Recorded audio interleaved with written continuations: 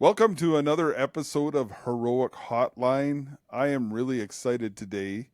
We have former NFL and CFL great John Chick joining us to talk about how to be an Iron Will Saint.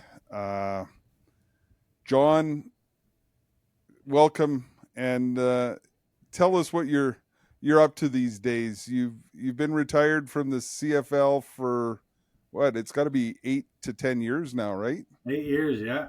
2017 was my last season. Okay, Yeah. and you're down in sunny Florida. Yep. Northeast Florida. We're just outside Jacksonville, and we had another big move about 3 years ago.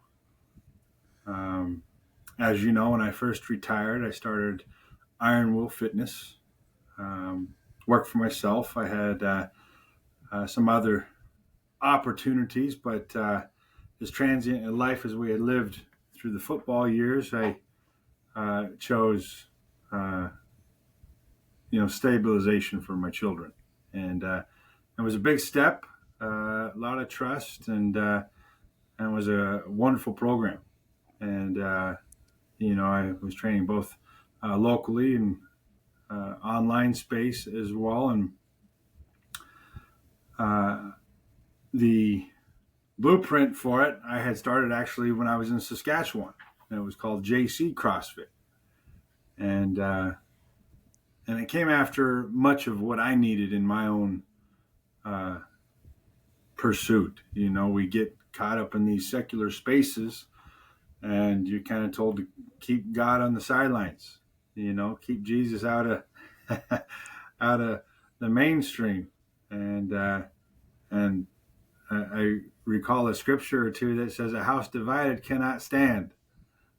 And so that was my mindset, and how to marry these different compartments of our life into one, as we are one.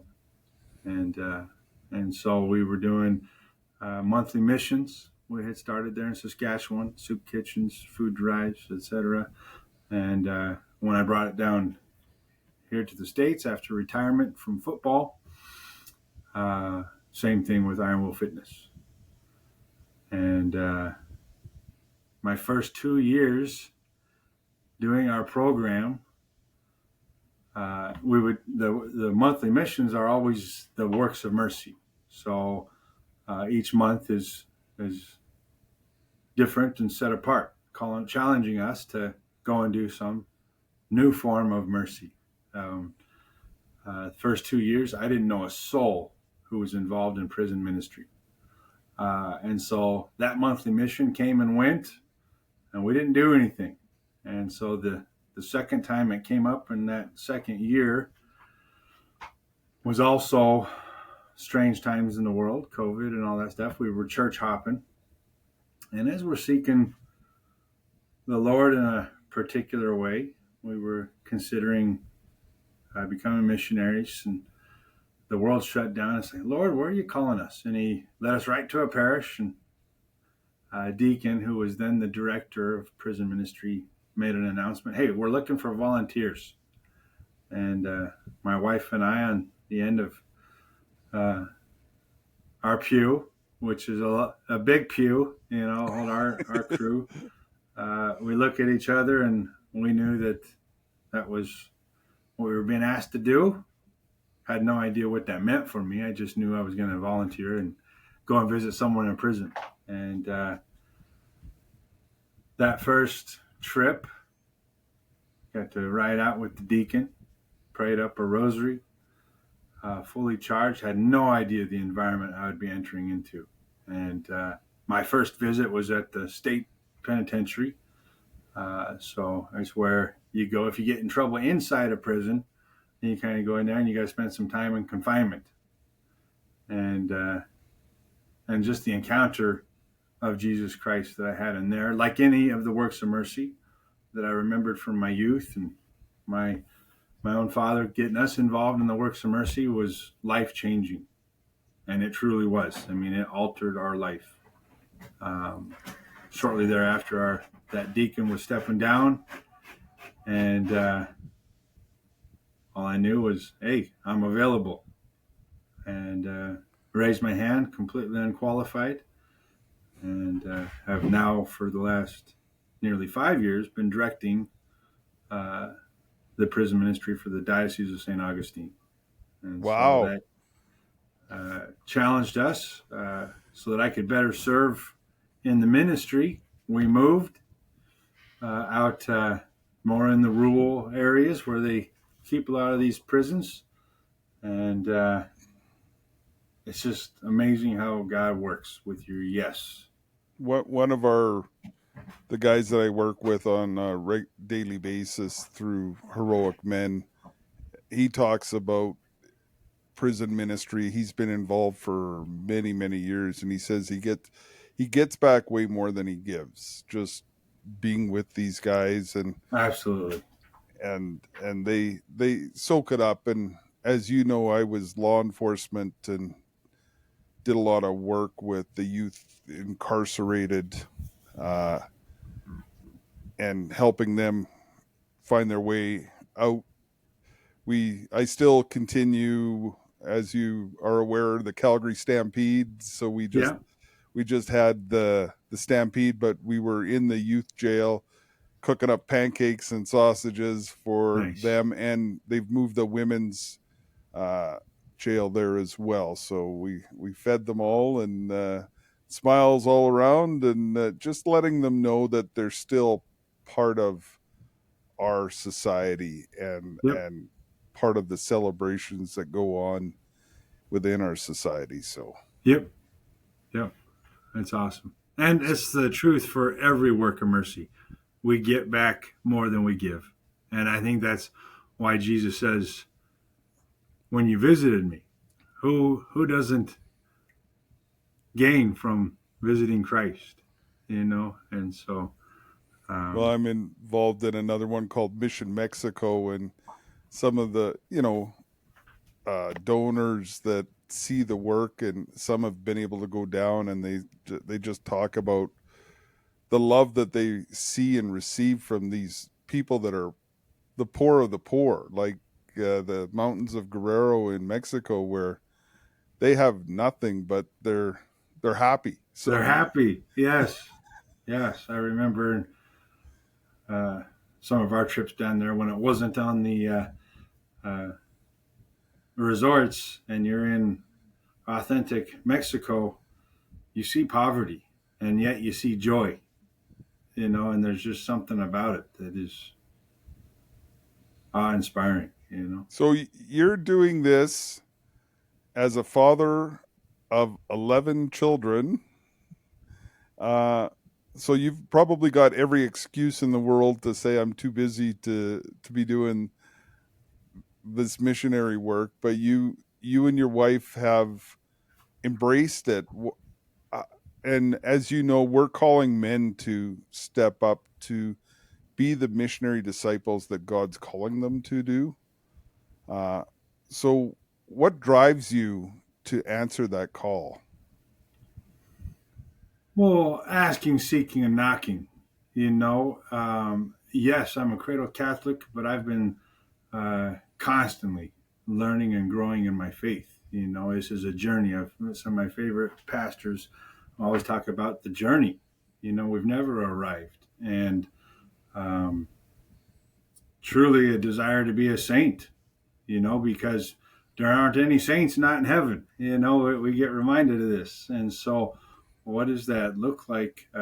Not the same for every person. There's not just a blueprint or I guess a stamp, but how are we following Christ? How am I loving like Christ? And so it's not out of desire um, per se, other than to be a disciple. I don't think anybody wakes up and says, I want to go visit the prisoner. I want to be in that environment. Um, but it was, thanks be to God, honestly, from my upbringing, knowing at the soup kitchen or at the nursing home were my greatest experiences of Jesus Christ and the Holy Spirit.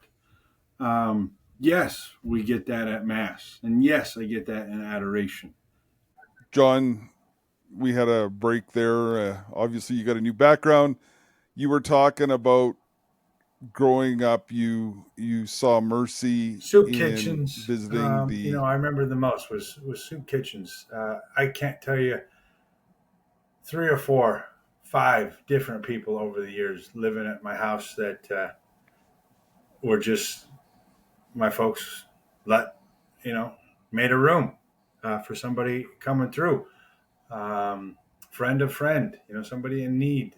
Uh, the nursing home, and those were my experiences. And Mother Teresa says it in a way that social work, for instance, is very good and needed. It is essential, but it's not the same as entering into someone's suffering.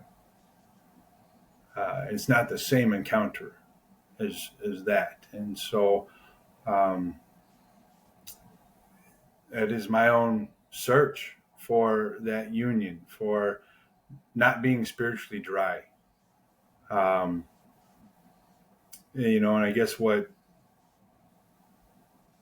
yeah, I mean, it was just my influence, my father's influence, and my experiences in my youth that kept me seeking. Because in a world where I had a lot of success in football and different achievements, it wasn't the same feeling, um, and there was a lot of dryness.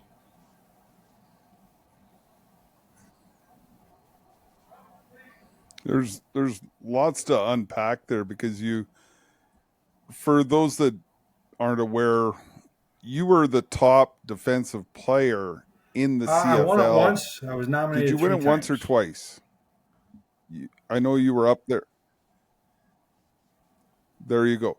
So you were at the top of the heap in the CFL, and you played some NFL football.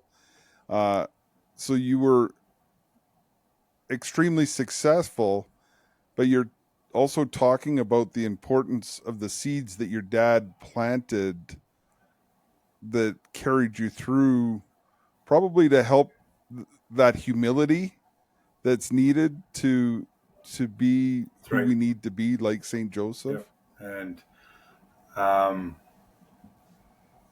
you mentioned Saint Joseph. I would say, other than our rosaries and uh, the prayers of the rosary and some to Saint Joseph, I was raised, devoutly Catholic, but never had my own devotion to the saints in my youth. And it was through own suffering experiences in my adult life, through football and loss of life of loved ones, and through happenstance, someone gave us a particular candle or something where, oh my goodness, there's something to this communion of saints and the power of Saint Joseph in those prayers. Um, Obviously, yes, the Virgin Mother, uh, but Saint Jude, Thaddeus. Um, oh my goodness, I can't not share because that's part of the devotion. What he started in my life and has carried me to. So, um, our saints, our heroes, are who we're called to be. And why we have a devotion is not out of worship, but is out of reminder of what we're called to be. And I love your title, the heroic men. Is what I believe that we are called to, and is something our society largely says you don't need to be, or they call heroism something else. Yeah, there, and that's where helping men understand that they're all called to it. It's not just the superstar from the CFL, but and that's what you're trying to create. We were talking about it.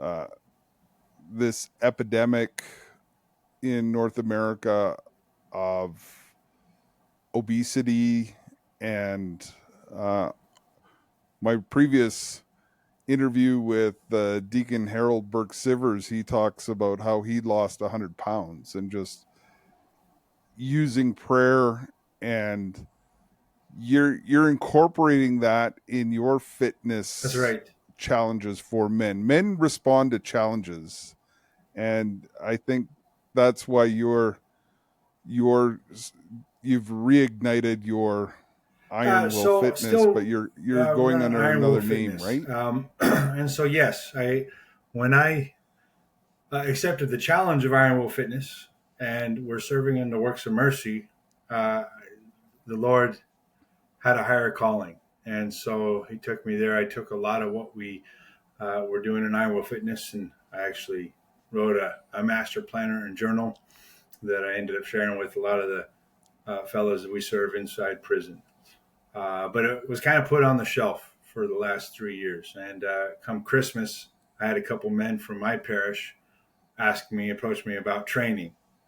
And I can't do anything part way. If I'm going to do this and coach it, I have a desire for it because it changed my life. Um, Not only physically, the physical, right? If we let it can become vanity, and unfortunately is in so many realms. And that's what I also want to challenge is the work that we do is uh, mortification, like fasting, like uh, any type of mortification. It is unity in suffering um, with the Lord, so that I can have something greater. In the fasting sense, is it's not because food is bad, but because I want to receive something greater the Lord has in store for me. Well, so too with our body.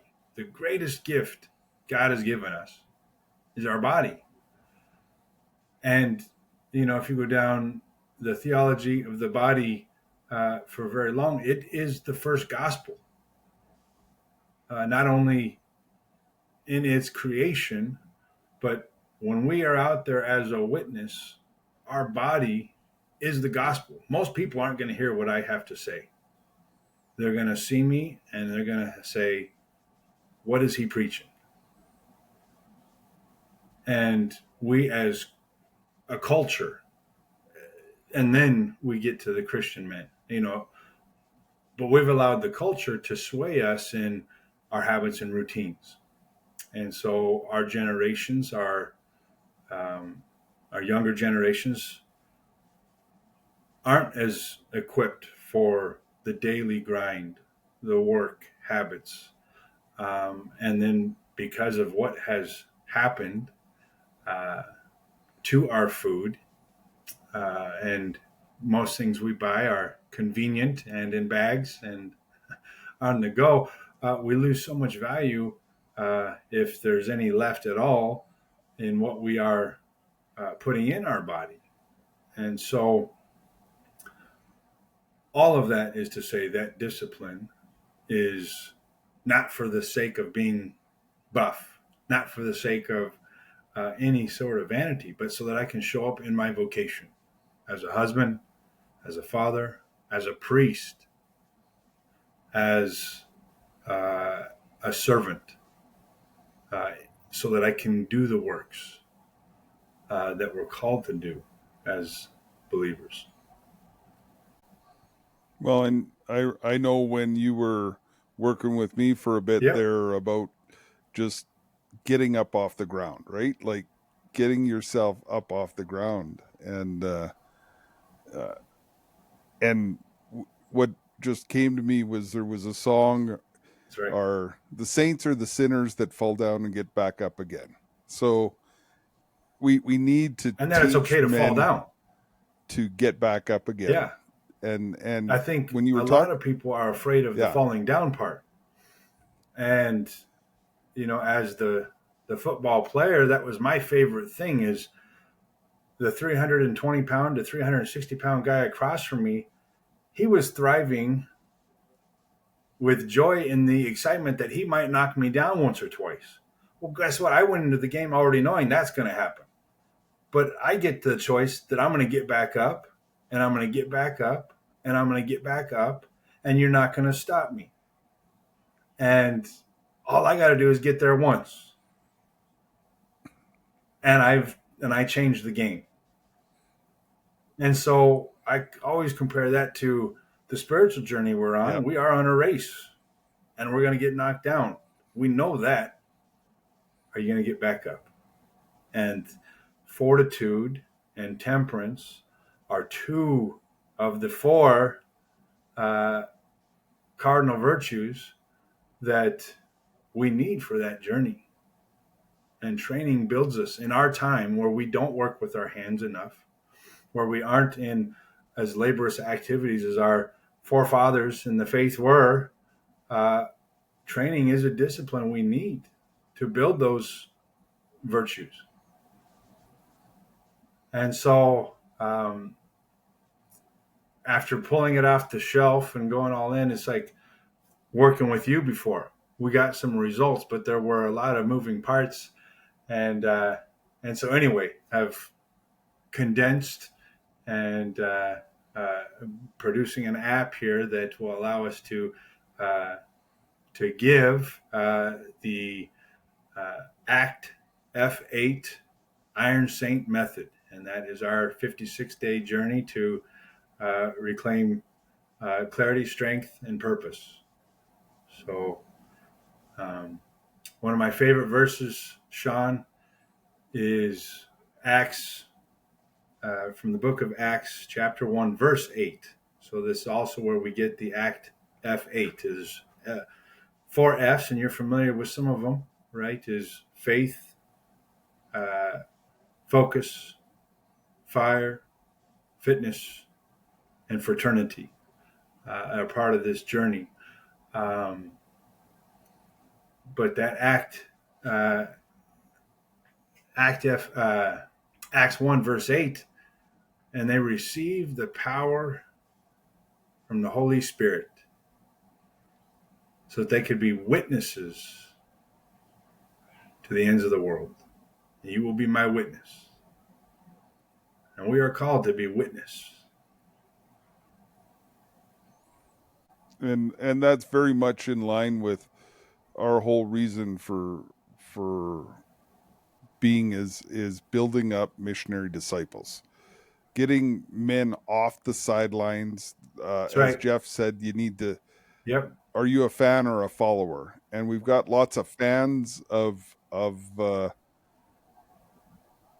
what we do, but we need followers. We need men in the game, like you say, getting knocked down. And a lot of men, that's why we're trying to build the brotherhood to help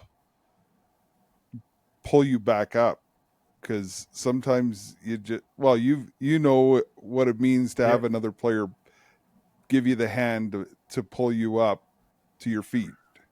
And so Fraternity. building that brotherhood is so important, but we also need men Yes. to lead But in even the building that leaders brotherhood. need brothers, need fraternity, and even the leaders need leaders. I don't know a successful man who doesn't have a mentor, a coach, somebody he relies on. And so that is the biggest missing piece, I think, to uh, our modern Catholicism. And I'm not saying everyone's missing the mark, but I'm saying in our culture, when the cultures used to be the church was built and the community of believers was built around the church, and that was your family, that was your kin, and it wasn't just the hour a week we went and worshiped. Um, Acts, or sorry, not Acts, but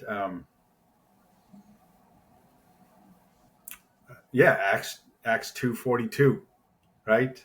They devoted themselves to the teaching of the apostles, to the breaking of the bread, to the communal life, and to the prayers. Well, as Catholics, we hit 3 of those pretty good. And what I love about what you guys are doing is the same as that fraternal life, that communal life is equally important to those other 3.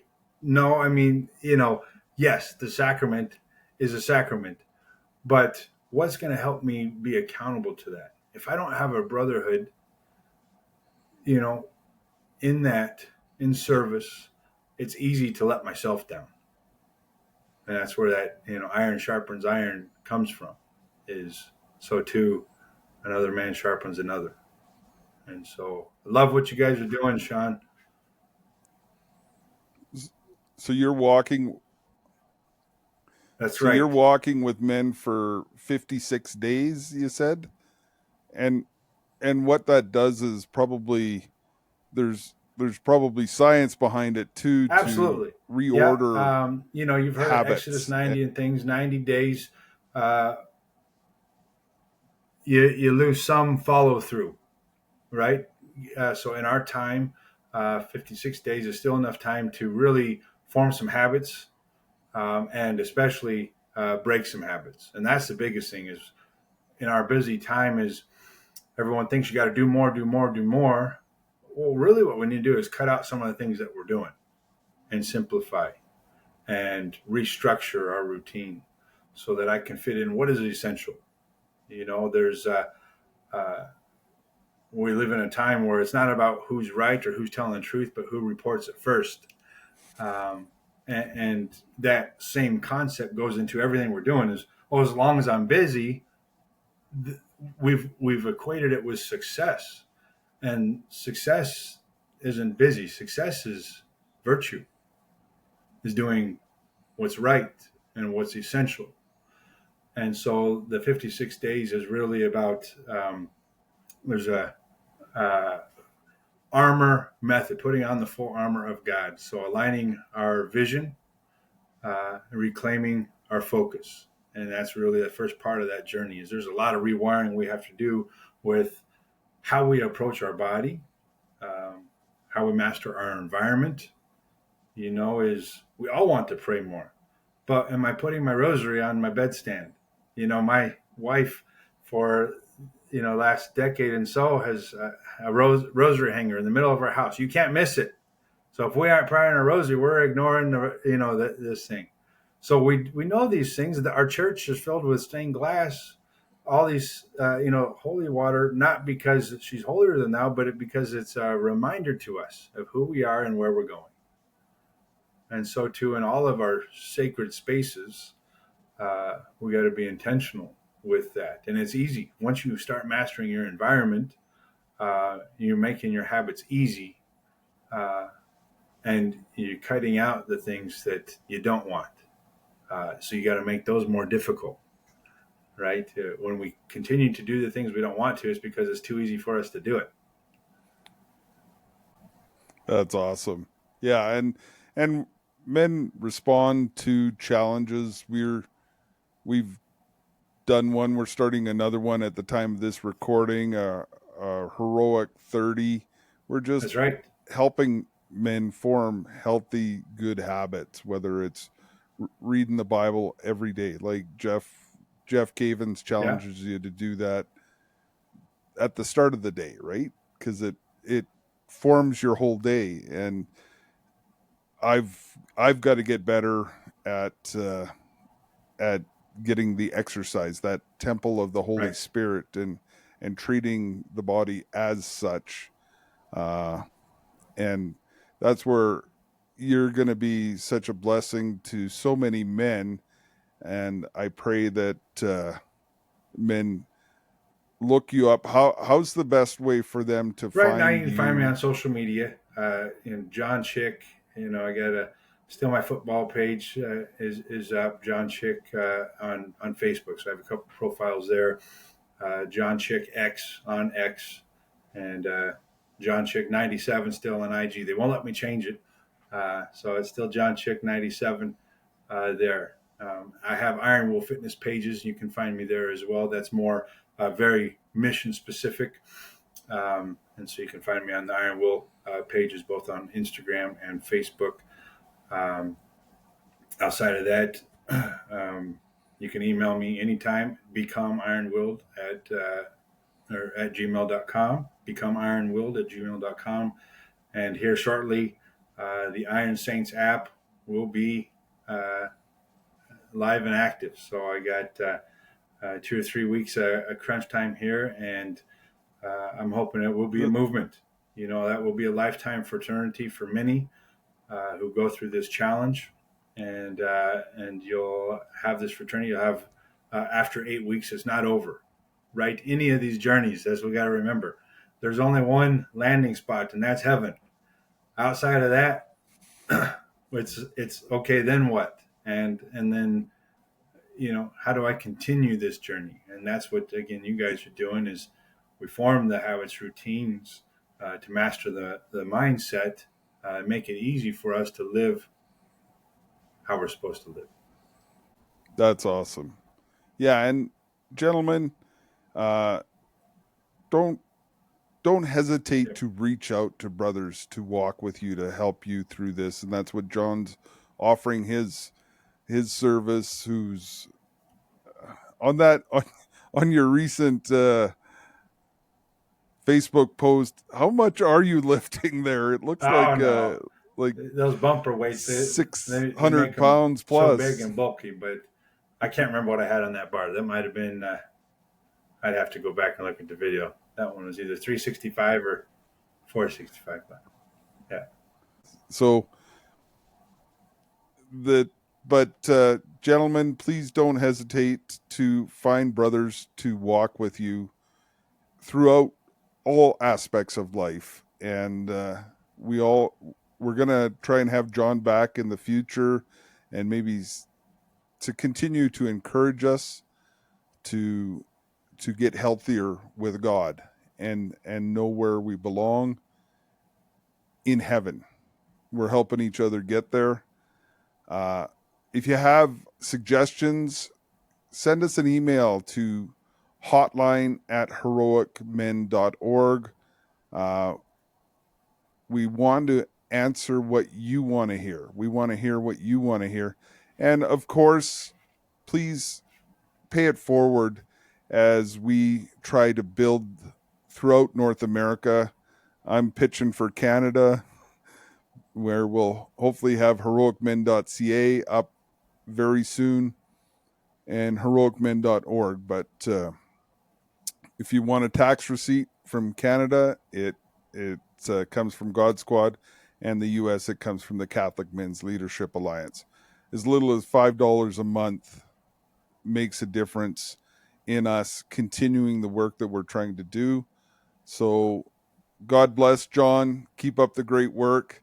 I look forward to having more conversations with you, and maybe we'll check back and see how you're doing with the Iron Will Saints, uh, as I may need that this winter when it gets a little tougher to Yep.